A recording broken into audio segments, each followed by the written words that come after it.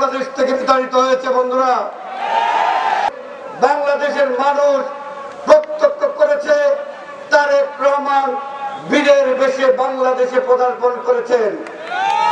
আর যারা বলেছিল তারেক রহমান বাংলাদেশে আসতে পারবে না, তারা এক কাপড়ে বাংলাদেশ থেকে বিতাড়িত হয়েছে। বন্ধুরা,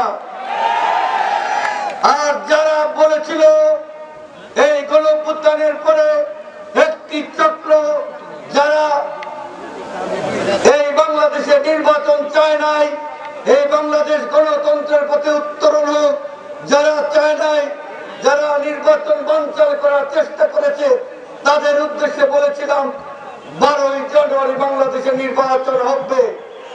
বাংলাদেশের আগামী 12ই ফেব্রুয়ারি নির্বাচন হবে এবং ধানের শীষের কান্ডারীরা বিপুল বিজয়ী হয়ে আমাদের নেতা জনাব তারেক রহমানকে বাংলাদেশের প্রধানমন্ত্রী বানাবে ইনশাআল্লাহ।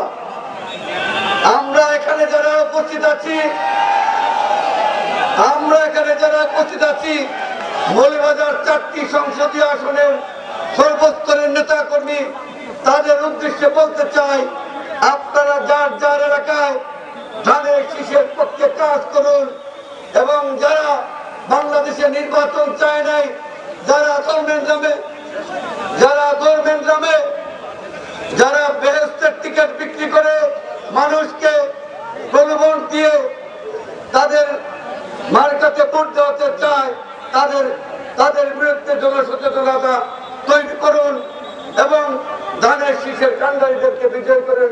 এই প্রত্যাশা রেখে আমার বক্তব্য শেষ করছি।